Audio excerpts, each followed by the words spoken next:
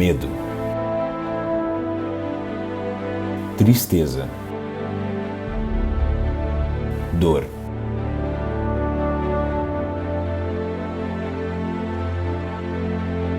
Uma doença invisível.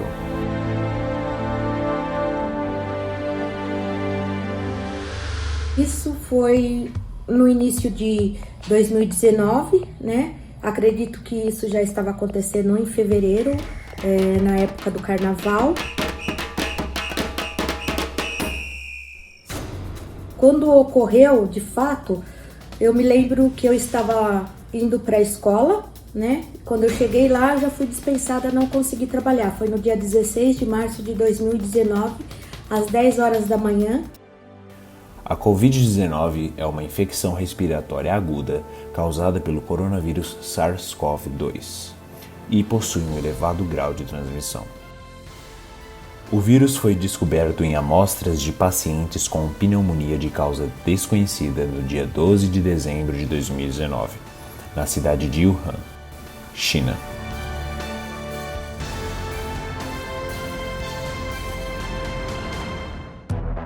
Meses depois, milhares de pessoas já haviam morrido ao redor do mundo, em decorrência do vírus. Muitas pessoas morrendo, a gente não sabe quais são as consequências desse vírus, então a gente fica com medo. É um vírus que a gente não sabe o que ele causa, nem no presente, nem no futuro também.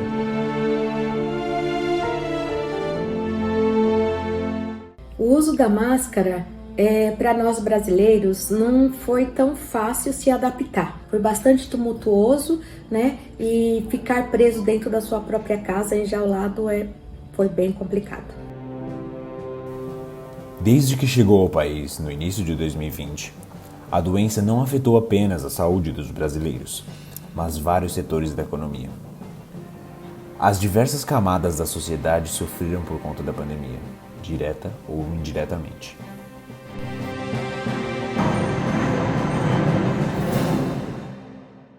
O governo ele disponibilizou alguns meios de financiamento, só que era uma questão muito burocrática, muitos documentos para a gente conseguir chegar até esse financiamento oferecido pelo governo. Então a Clube Físio em nenhum momento teve essa captação, porém da iniciativa privada também houveram alguns sistemas de financiamento, de empréstimos com taxas de juros muito baixas e que compensaram, e aí sim a Clube Físio foi atrás desse empréstimo e graças a Deus em nenhum momento isso afetou. Teve o dinheiro em caixa, mas o fato de ter pedido empréstimo não afetou o resultado da empresa no final do ano.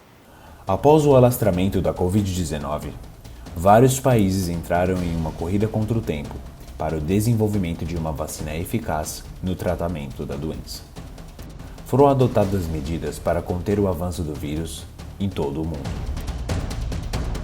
E o objetivo era produzir a vacina em tempo recorde.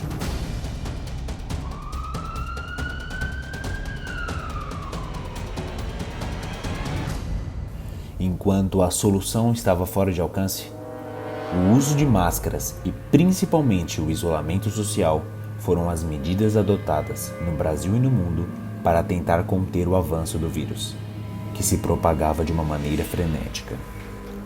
A recomendação era só sair de casa apenas em casos de extrema necessidade. Cada município adotou uma regra de isolamento ou lockdown. No começo, o que foi feito? A redução do número de funcionários dentro da empresa para não rodar tanta gente, né, e não ter risco de contaminação por excesso de pessoas.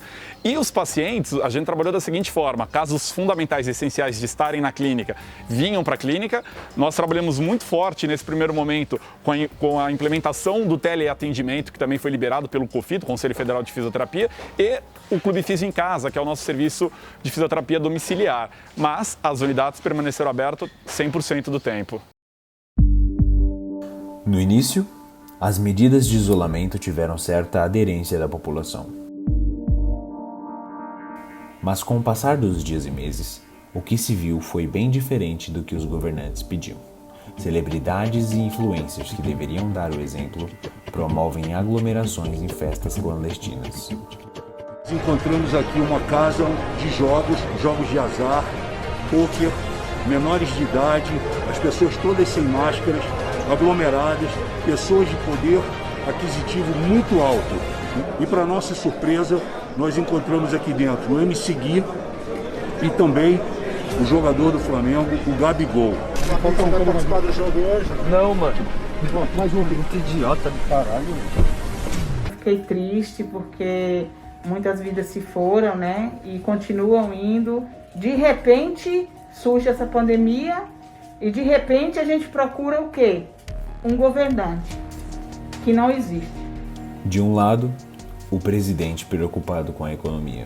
Dá para admitir no Brasil essa política lockdown, feche tudo, toque de recolher. Do outro lado, governadores preocupados com as superlotações nos hospitais e com o número de mortos. Uma ação conjunta entre os governos nessa situação, ela é absolutamente essencial. Não é hora de separatismos, não é hora de rivalidades, é hora de todos estarmos juntos no combate a esta gravíssima crise, nesta guerra contra o coronavírus. De acordo com a matéria do jornal O Globo, em 5 de abril de 2020, o governador de São Paulo afirmou que o negacionismo de Bolsonaro era responsável pela trágica situação que o país enfrentava.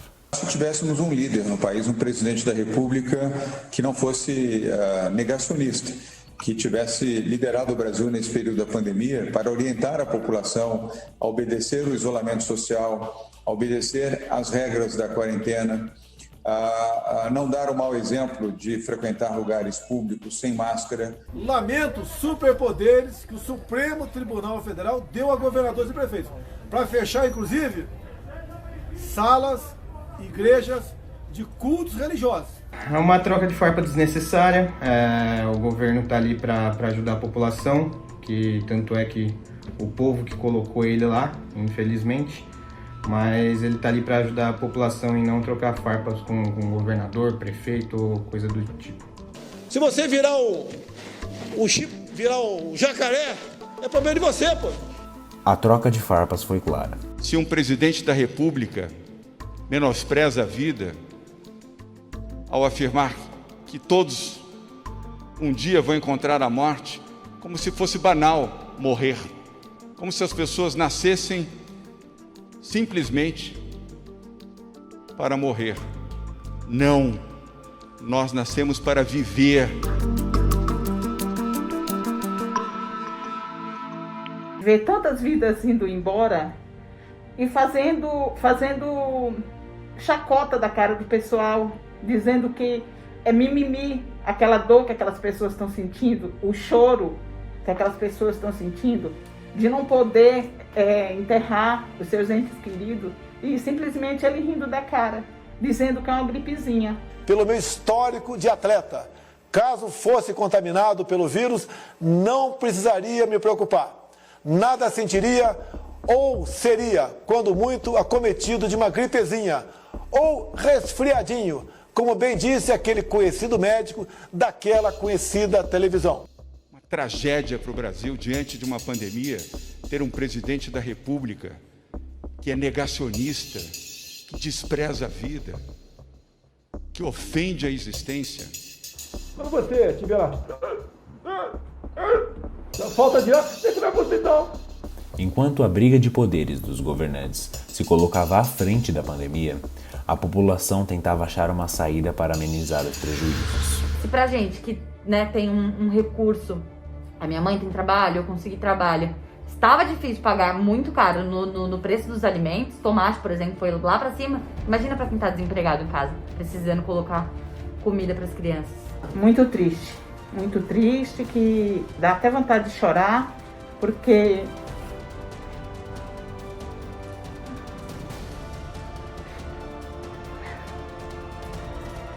vendo as famílias passando fome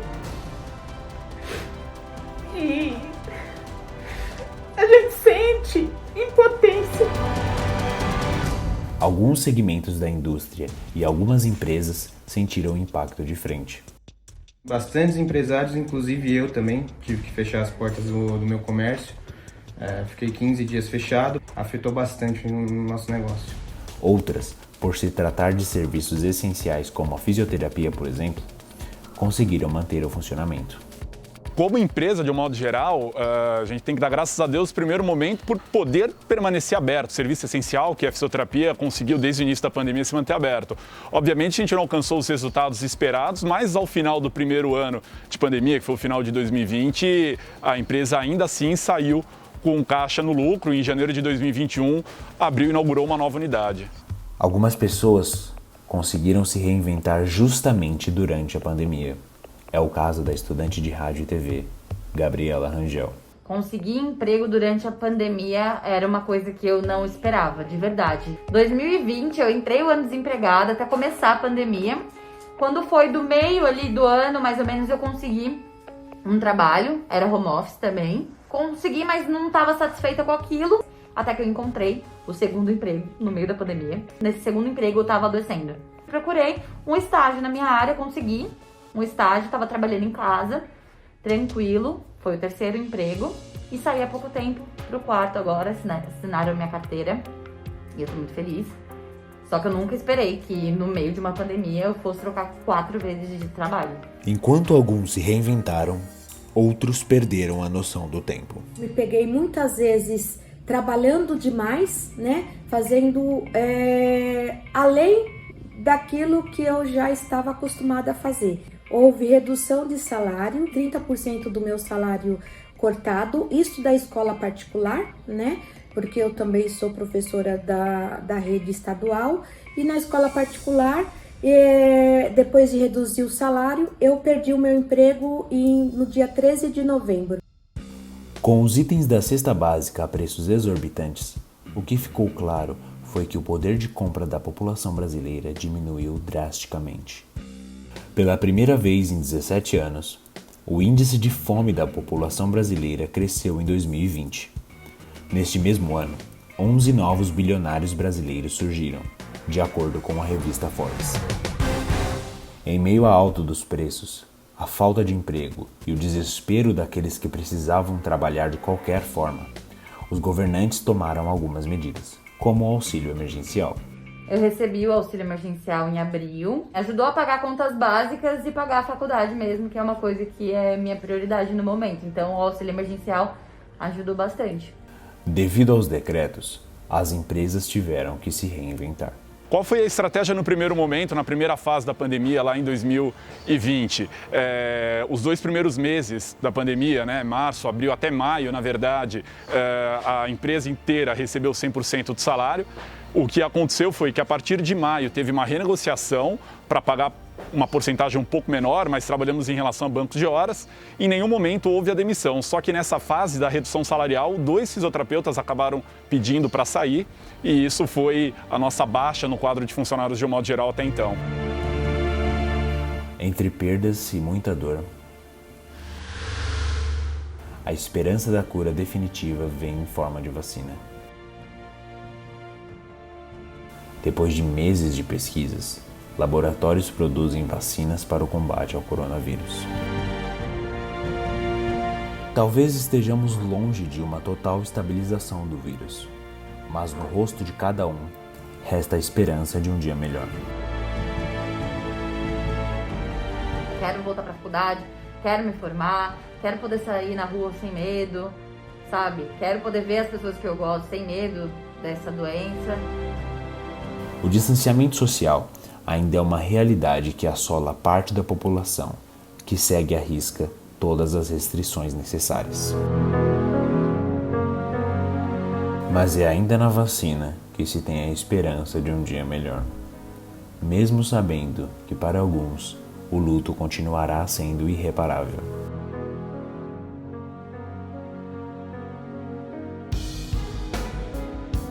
Eu espero que a gente saia dessa pandemia pessoas melhores, né? Primeiramente, porque eu acredito que a pandemia, para muitas pessoas, trouxe mais humanidade.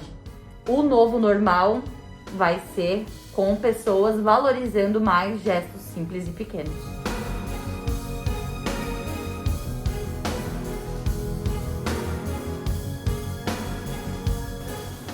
Cabe a nós ter esperança em um novo dia, porque aquele antigo normal já não existe mais.